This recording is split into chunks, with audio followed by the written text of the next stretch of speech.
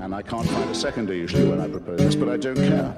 I don't need a seconder. My own opinion is enough for me, and I claim the right to have it defended against any consensus, any majority, anywhere, any place, any time. And anyone who disagrees with this can pick a number, get online, and kiss my ass. No representation is made that the quality of legal services to be performed are greater than the legal services provided by other lawyers. You found Backstory Podcast, number 98. My name's Harry Still. I have Mr. Ripp here in studio with me today. Raring to go. And so, did y'all get any of that hurricane out there, Rains? Not a drop. Woo, Resident meteorologist Rains Rush, and you missed it by about 30 miles, dude. We did too. We lucked out. We just got a little. We got a lot of rain, but that was it. Now, not Dolphin. Who got hit out there? Dolphin Island, right? They got hit pretty bad. They got pretty good storm surge on the west end. Yeah. So Rains, the airlift operation and the evacuation of Afghanistan is over with. Tell me the name of the last man to leave Afghanistan. No idea. The general. Yeah. That first went there. Yep.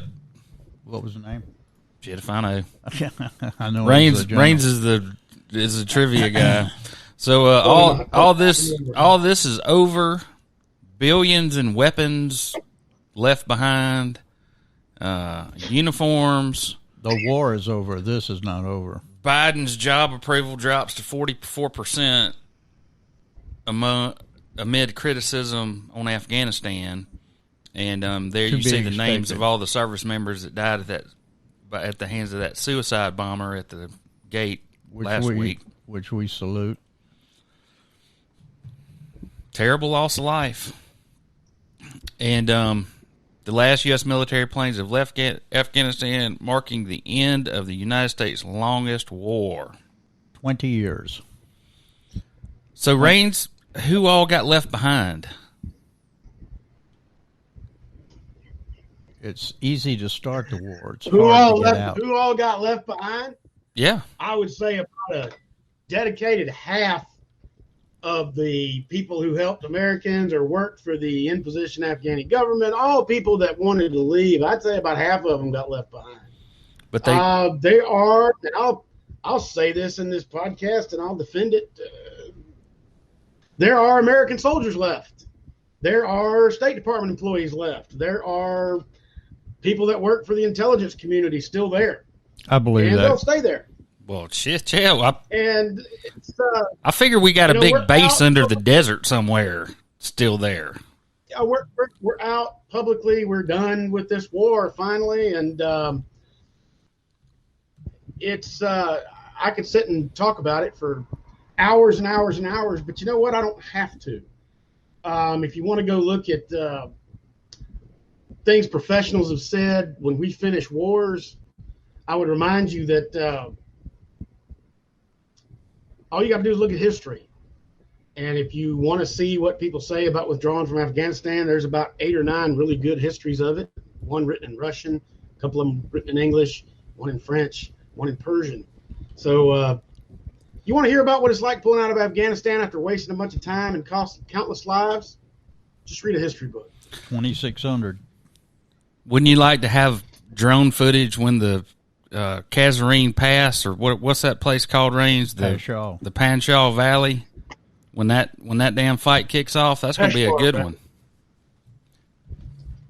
Yeah. All right, so back to Alabama. There's a federal strike team that is still at South Baldwin Regional Medical Center providing emergency assistance. The mask requirement for Baldwin County School, children, employees, visitors, staff, all those people, has been extended past Labor Day. We are out of ICU beds down here, and Alabama flies past January record for daily new COVID cases. Delta has pushed Alabama's coronavirus case numbers higher than ever. The 7-day average for new COVID-19 cases in Alabama is now higher than it ever has been. The state's currently averaging 4,705 new cases a day. Ooh. back in our winter surge, it was 4,200 a day. I just got my third shot. Got the booster. 39.5 million infected in the U.S. with 643,776 dead. Dr. Fauci says the Mu variant of COVID-19 is not an immediate threat. Sounds pretty bad.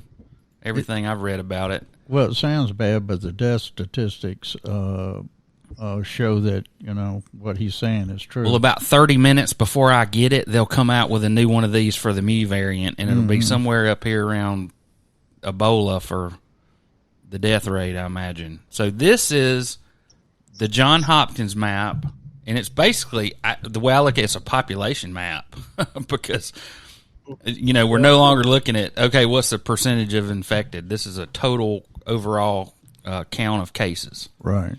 So this is last week. Remember I told you the I-10 corridor was a hot spot? Mm-hmm. Now watch out 65. Bang. Uh-huh. Look at there.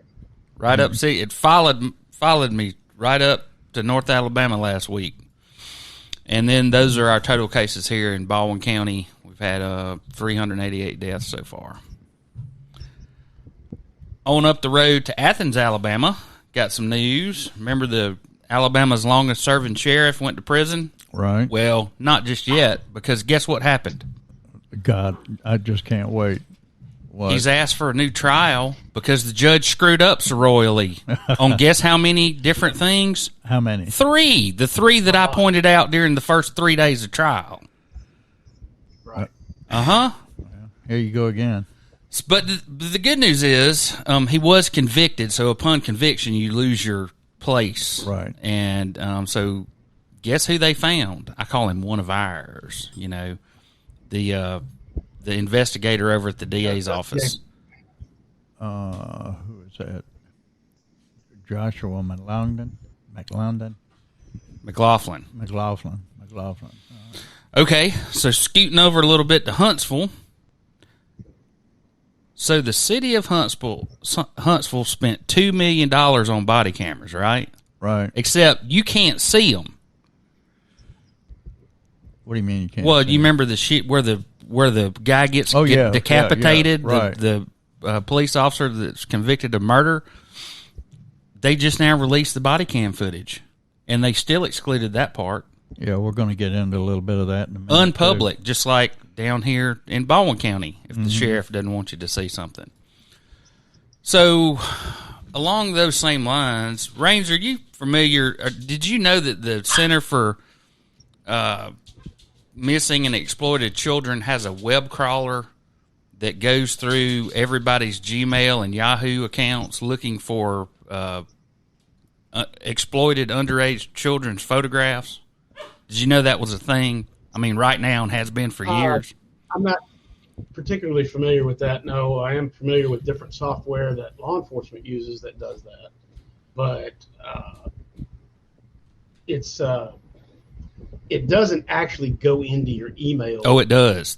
I'm talking about something completely different from what we're talking about with Apple here. I'm saying right now, there's a web crawling program. If you have Gmail or Yahoo or any of these open source where you just sign up and they give you an email account, they go in and they constantly are looking. And a lot of these files are file extensions that are planted, and they're looking for them. They're tracked, yeah. Right. I'm familiar with that, yeah, but I'm not so anyway, well read on Apple. Well, I had someone who contacted me one time about representing them, and that was the basis of it. The basis of the investigation was one of these web crawler programs. So anyhow, Apple has agreed to do this same thing on all of their devices.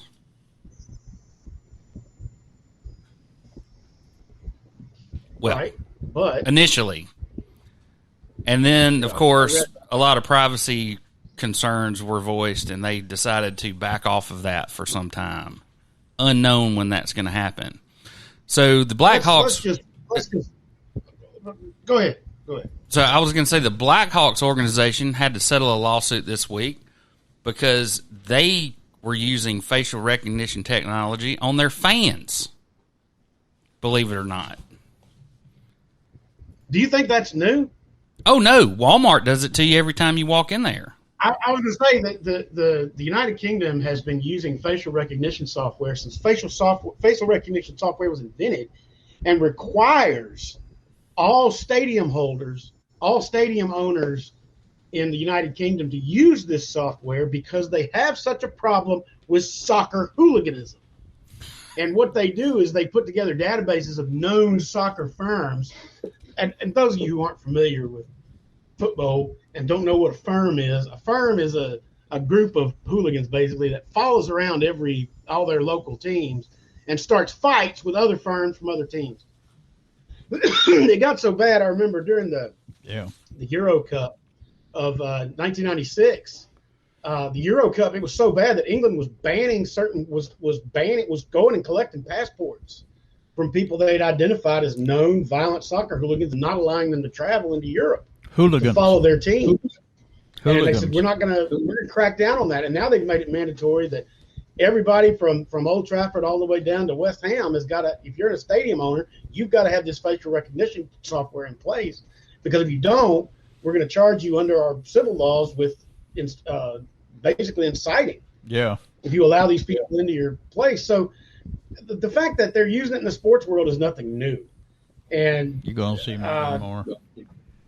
Facial recognition software, if I'm not even going to fight that battle. All I can say is that at some point, 1,000 years from now, when they're sifting through the ashes of this civilization, maybe they'll find Harry's hard drive and they'll say, oh, well, these guys were really on this facial recognition stuff and really against it. Really against it. Really didn't do much. Yeah. Well, so the Army is going to test their facial recognition software at a child care center. And the idea there is if we know who all's in the building, well, then we'll know if any bad people show up. And we won't have to pay for a cop to sit outside all day.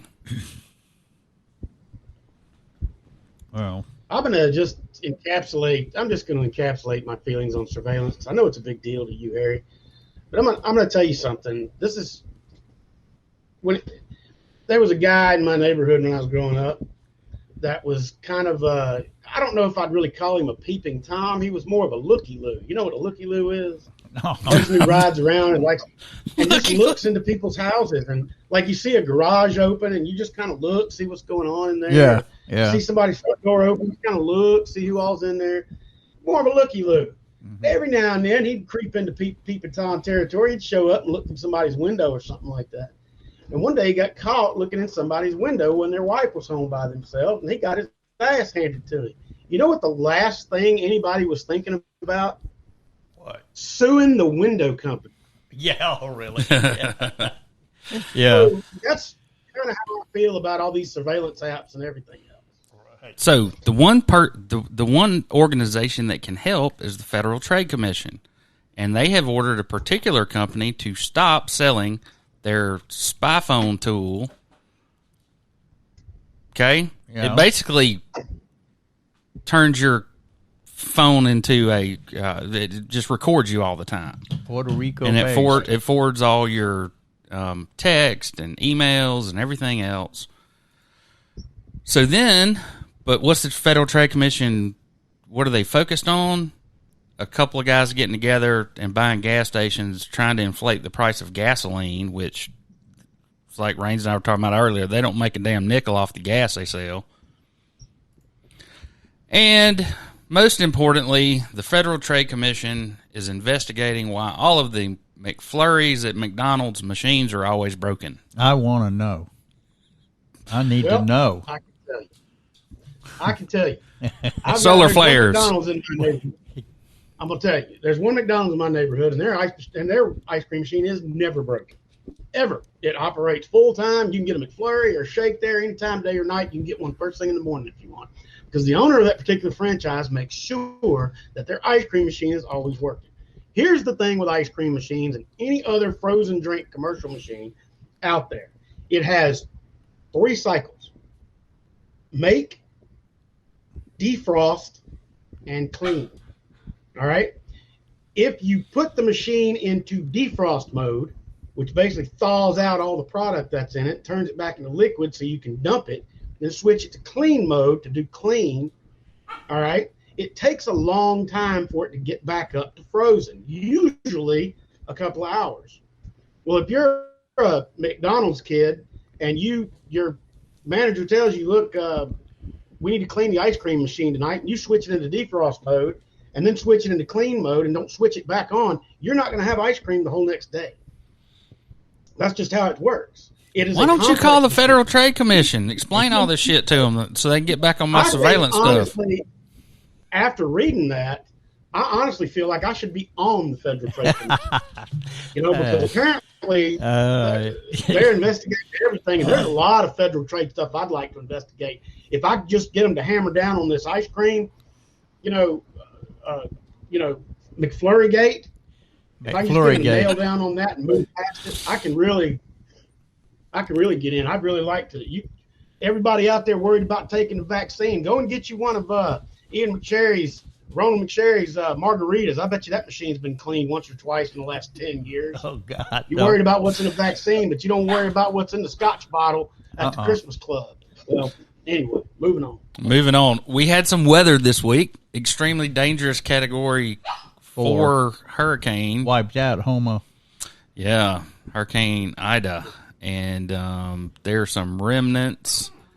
And Baldwin County, of course, we declared a state of emergency. We're right over here. And we got scooted. And what was so funny was when the eye of the storm was over Memphis, the last little tail of rain was still over Baldwin County. We got rain from the day that damn thing came in the Gulf until the day it hit the Tennessee line.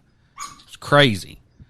So now everybody's throwing their skirts over their heads because of climate change, because this damn hurricane actually penetrated the country and flooded New York. I guess they suspended subway service yesterday. City, Philadelphia, just about every major city in the Northeast. Yeah, I saw and river rescues in New Jersey. Well, I saw the prediction the day before, and it showed it going straight in that line, and nobody seemed to be going to do anything. So, I mean, they knew it was coming. They got road salt and shit. That's what they got for weather. They don't have sandbags. And this is going to be billions and billions of dollars. Well, I wouldn't go so far. Look, I'll go ahead and be the asshole and say this.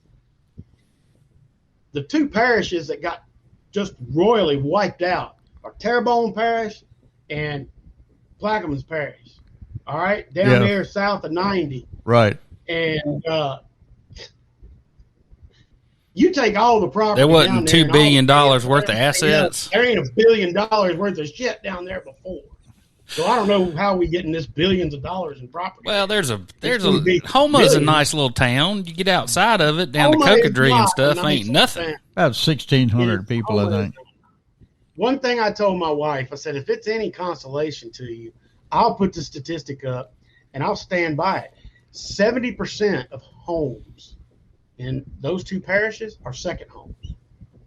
Yeah, they're fishing camps. Wouldn't doubt it. Camps. They're things like that. Right. I feel terrible, and the people that live down there have all of my empathy. But if you some hotshot living in Jackson, Mississippi, and your fishing camp got tore up, I better not see you dipping into that FEMA money. I'm sure watching. I will.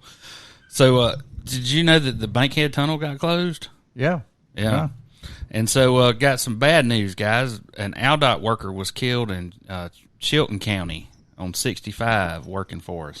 There was 2 electricians for Lee. I can't remember the name of the company in Alabama that were in Louisiana that died. They were electrocuted.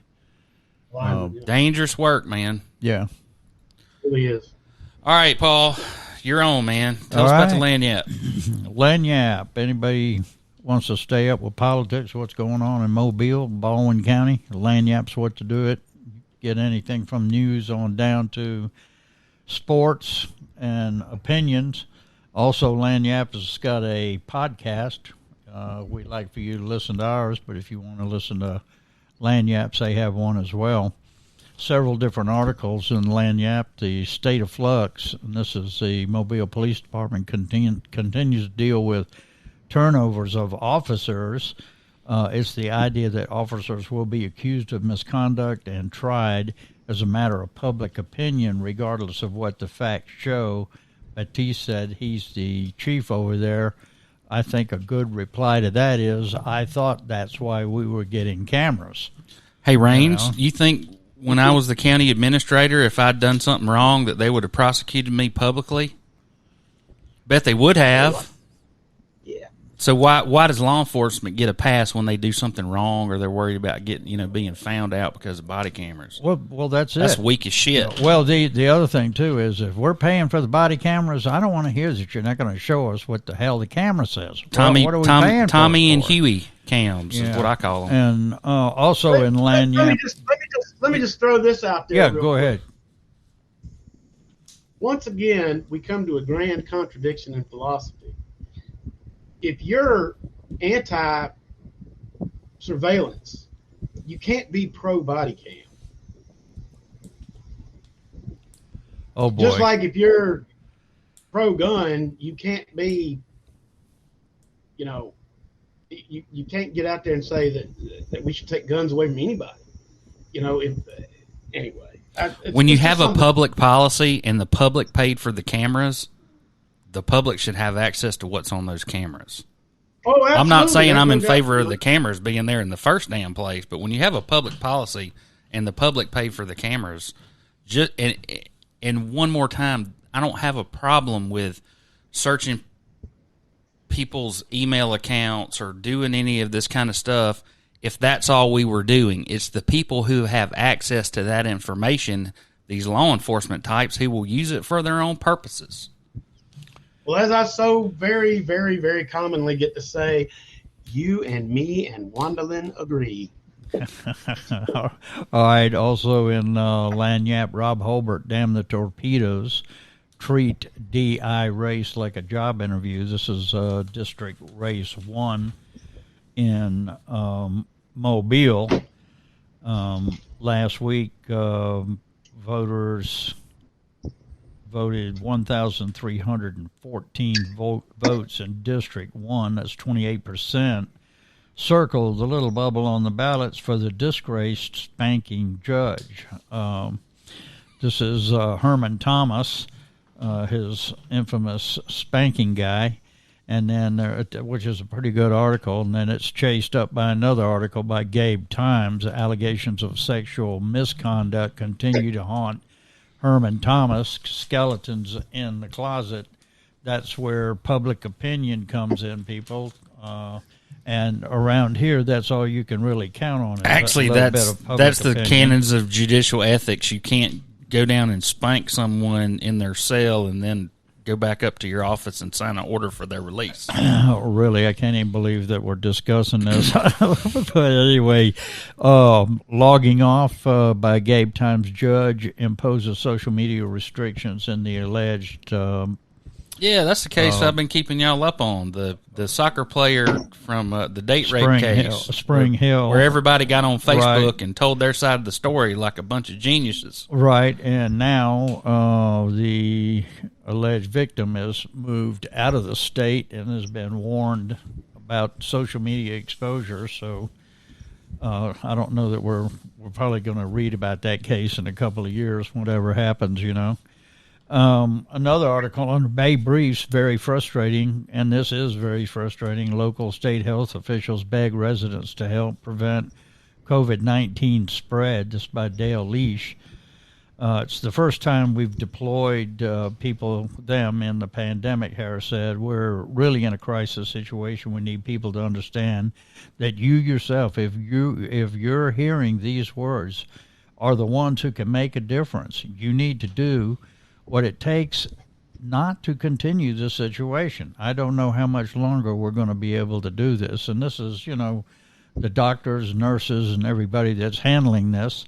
And all they're doing is asking us to please, do something on our part to prevent this. And then Beltway Beat, Jeff Poore, he hits on the same subject, ICU bed shortage exposes Alabama's anti-market certificate of need laws. Oh, Lord, we covered this one too, Raines. Yeah, right. Yep. But anyway, the ICU bed shortage thing in UAB, I know that they're swamped. Everything down here is full. And, I was looking at doing a road trip, and the people I was thinking about going with called me up, and they said, you know what?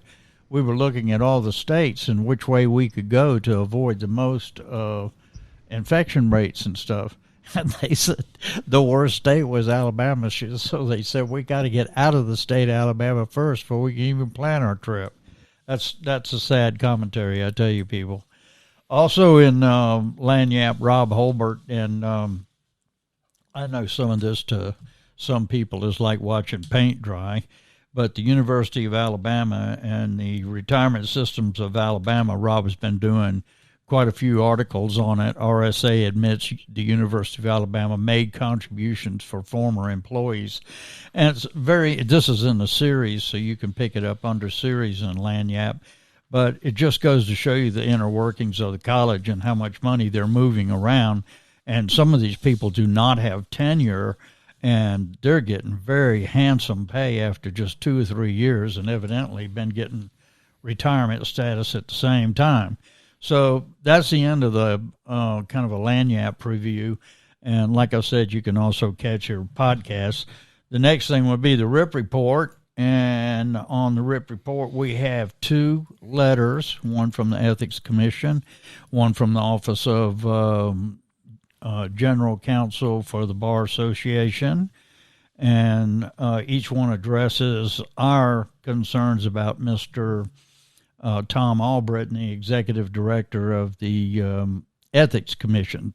Today, the RipReport.com will have that article later on with a copy of the letters in full if you want to see them. Basically, the Ethics Commission is just poo-pooing on our whole idea of our complaint, saying that we don't have standing, or there is a time delay, a statute of limitations, which has lapsed.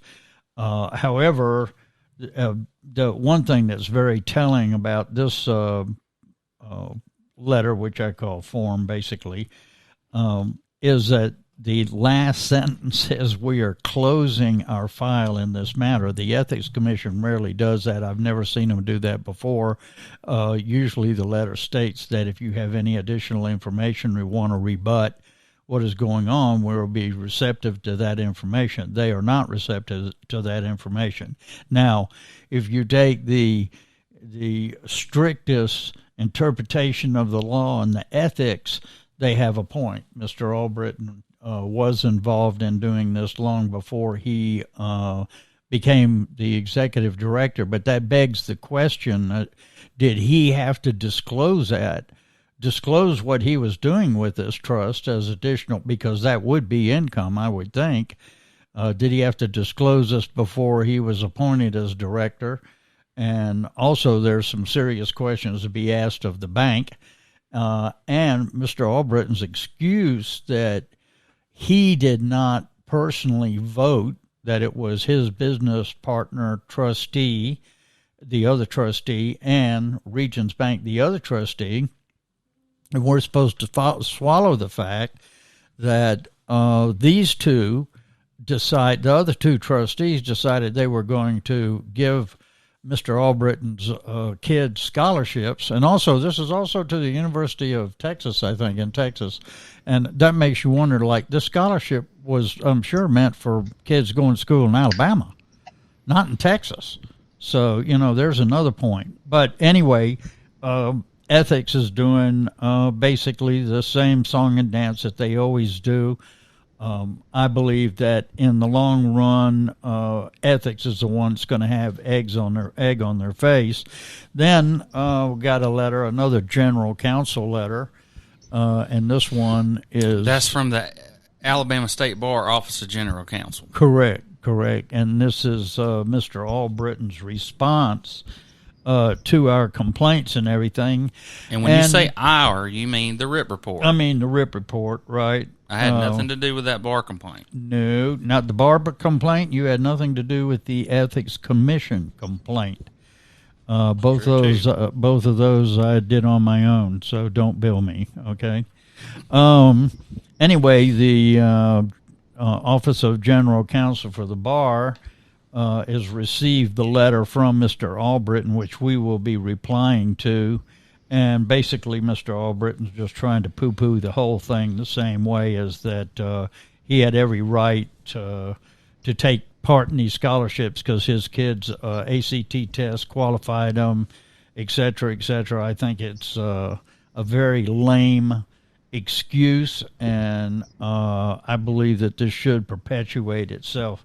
Now, one of the things that I was talking to Harry about, and Range, you can chime in, and I think maybe I need to establish this, because I'm general counsel of the Court of Public Opinion, okay? And what I'm saying is, why don't talk to me about standing? I mean, what the hell?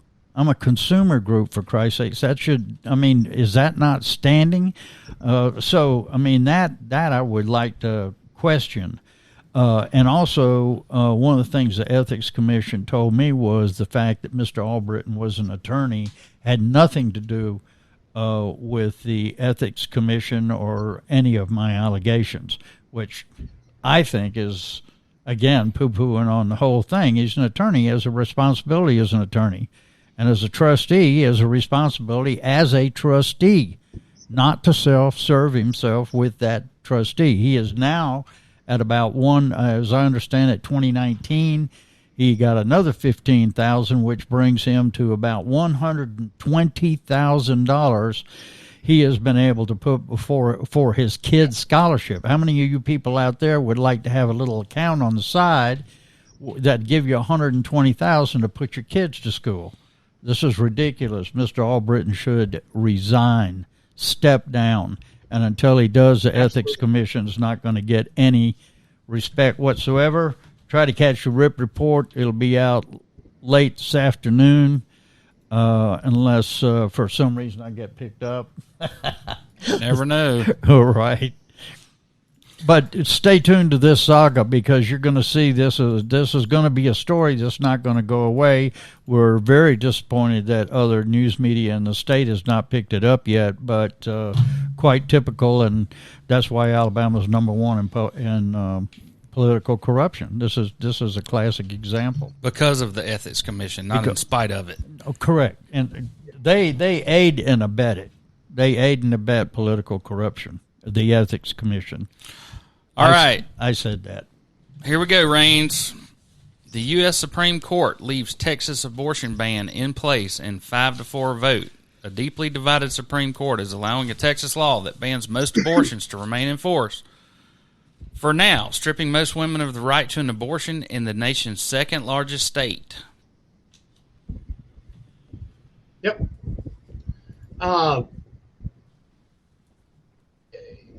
I've got a lot to say about this, and a lot of stuff that people don't want to hear.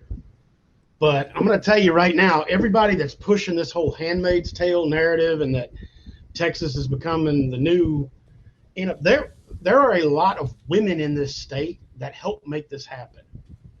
Don't put this on the backs of women. Every woman in this state did not cry out and say, oh, no. You've got pro-life zealots who are basically the support Christian law. Absolutely. Like the mullahs in Arab countries and Muslim countries support Sharia law. They support Christian law. And they're up there waving the flag and saluting the troops and backing the blue and everything else, just like the men. This is on the backs of the people of the state of Texas. And you know what? The people of the state of Texas are fine with it. Here's a couple of quick tips so you can realize it. One, this law does not give the state the ability to sue women who've had abortions. A lot of people are pushing that narrative. It's incorrect. I thought it was a $5,000 fine, even if you're the person that drove them to the abortion clinic. Everybody involved gets fined $5,000. Enable abortions. The people that drive them to it, the doctors that perform it, the nurses that check them in, Those are the people that are liable for it. You cannot turn in some girl who wants to get an abortion and think you're going to get a $10,000 reward for it. It doesn't work that way. It worked for the British. $5 a scalp. If you're going to be against this law, and if you're going to fight, know what you're fighting about. Get on board with somebody like, I don't know, me or anybody else that's connected with the Move On Initiative, and say, hey, what do I need to do? What do I need to know to properly fight this battle? Don't just get on Facebook or Twitter and just start forwarding meme after meme after meme about how much you hate this, because you are spreading misinformation just like they are. Learn what you're talking about, get in the fight, and do what you have to do to help a woman's right to choose what she wants for her body. This state is run by the most religious, right-wing, zealot dickheads in this country. In Alabama, I'm right there with you. You're not the number one. It's Texas. This is how you get reelected. This is how you get all those swinging dick red-hatted farmers to vote for you, and all those hard hat wearing oil field fellers to work for you, is you pass bullshit y'all kind of legislation like this, and voter suppression acts, and gerrymander your districts to where you've got mostly the landed gentry voting in all your elections, and then pass laws to do whatever you can to cripple anybody that's not landed gentry from voting in your elections. Well, you can't get an abortion there, that's for sure. Well, I think it's a woman's right, period. But the other thing that I think is very interesting is that people say, well, I'm not going to wear a mask because it's my right. It's my constitutional rights. However, some of those very same people are saying you can't have an abortion. I'm perplexed by that. What the hell? Paul, it comes down to this. All those pro-life, they want to protect it when it's in the womb, but as soon as it's out, it's on its own. That's the way they think, because they won't support welfare. They won't support any kind of assistance. They won't support resources for mothers. They won't support masks to protect children. But, oh, by God, it's a baby and it's precious in the womb. This also doesn't take into consideration rape or incest. Nope, you got to have it, because by God, the governor of the state of Texas has stood up. Oh no, well, he didn't stand up because his fucking legs don't work. But he has got up there in the Capitol building and said, you know what? I'm gonna sign this righteous bill into law. Yep. So we're gonna make sure that nobody gets them fetuses aborted here in the state of Texas, by God. But if you walk up to him with a baby, if it's the wrong color, he'll say, get it out of here. So, like I said, I'm nothing but angry about it. I'm not a fan of abortion. I don't really support it. There's alternatives, but goddamn it, it is a woman's right to choose. I ain't never been pregnant. Period. Either one of you two spinning dicks ever been pregnant? Not that I'm aware of. Hey, I'm not going to gatekeep about it. It is what it is. If there was an offense where men would be castrated because of it, oh boy, wouldn't you hear it from them? So Bumble and Match leaders set up funds for people affected by the Texas abortion ban, seeing as they led to 2/3 of the unwanted pregnancies last month in Texas. And like I said, it could be worse. You could be living in Taliban-controlled Afghanistan. So I don't know if these women all have on body armor like Mo Brooks under their garb. They're protesting in Afghanistan right women? now. Oh, my God. Or today. I guess it's midnight over there. Talk about guts. Yeah. So on to some cooler stuff. NASA successfully drilled a hole in a rock. On Mars. Seeing it's on Mars, that's pretty phenomenal. That's pretty damn good. Which completely disavows what, we learned from the movie Armageddon. You can't teach an astronaut how to drill. Teach my drillers how to astronaut. Right. You think Harry Stamper drilled that hole? So, bankruptcy judge approves Purdue Pharma plan to resolve opioid claims. Billions. But guess what else it does? What? More than 2 decades after immunity. Purdue Pharma launches its blockbuster pain pill OxyContin, the judge approved a bankruptcy plan Wednesday will grant the drug makers billionaire owners sweeping legal immunity from the opioid epidemic. How much was it? 4.3 billion. $4.3 billion. The problem is they made $70 billion off of this grief and misery. $70 billion? Well, I don't know how much it was, gonna but it was say, a hell of a wait a lot minute. more I than don't 4.3 have billion. a problem with this at all, because the same bankruptcy laws that protect John the mechanic in court are the same ones that protect the Purdue family. God bless this sacred system we have. Blessed be. All right, so you guys familiar with the Brittney? Raines, you're not from here. You may not know anything about this. The Brittney Wood disappearance. Oh, my goodness. The It's been going Seminole, on. Alabama child incest pedophilia ring, and anyway, Well, as he said in Django Unchained, you had my curiosity, but now you have my attention. now you have my attention. Right. So anyway, a guy gets out of the military, moves back home, gets on a computer, finds some email to his 10-year-old niece that says, "You sure are good at doing something a 10-year-old ought not be good at." So he informs the Baldwin County Sheriff's Department, who launch an investigation. And some of the people also lived in Theodore and Mobile County. Anyway, one of the main witnesses was a girl named Brittney Wood, and she was the niece of all these people over in Seminole. She disappears, and the next day her uncle turns his skull into a canoe with a .44 Magnum. Bing, bing. Nobody knows where this girl is. So anyway, there's a new documentary on, I think it's called, what's that? Peacock Network. Monster in the Shadows documentary series. And this thing just came out the other day. I don't think Peacock cost anything. I think it's one of those you sign up for and you give them all your... It's got ads. It's like Hulu with ads. Right. I'm gonna check it out. It's definitely got my curiosity. Yeah, I'd like to hear more about it. Oh, man, that's been going on for Anything involving years. Children and pedophiles and suicide and 44 Magnums. No, dude, they were like renting these kids to long haul truckers for a week and just despicable shit you can't imagine. You couldn't make it up. And all this is going on 20 miles from, the seat of the sheriff's department's power down in Robertsdale, just east of Robertsdale, down on the Perdita River in Seminole, where crystal meth and mobile homes are pervasive. So, of course, they waited until after the mayoral election to announce that Mobile will not be having cruises because of COVID until January.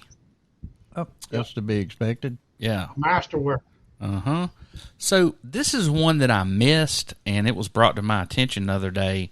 So the former Alabama State Bar director, he lost his job. He resigned.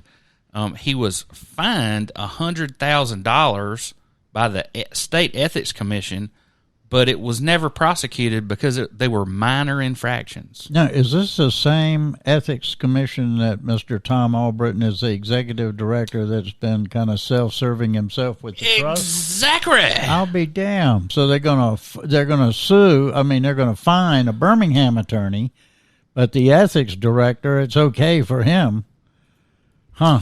I don't know what to tell you. So Mo Brooks is gaining speed, boys. After the Coleman incident, he's leading in the polls. Well, that'll be a signature thing that Alabama will hold their head in shame for if it happens. And Snow White came out swinging for the fences against Biden. You know, he's an easy target. Well, she's got to. Yeah. All right, boys. What else you got, Raines? You got anything for us this week? I heard ABBA is going to save 2021. Yeah, they're putting out a new album for the first time in, I don't know, 40 years. And their stuff's pretty good. I like ABBA. I'm an ABBA fan. I'm a fan of all the bands that come out of Sweden. Fernando ABBA, takes some getting used to. And, I don't know, Entombed and At the Gates and these other Swedish metal bands that I listen to. So, yeah, I'm down for an ABBA album. So, Mr. Ripp, what are you doing this weekend? I am going to be working on my response to the Bar Association. I want to fill in the blanks of what Mr. Albritton left out so conveniently. How about you, Raines?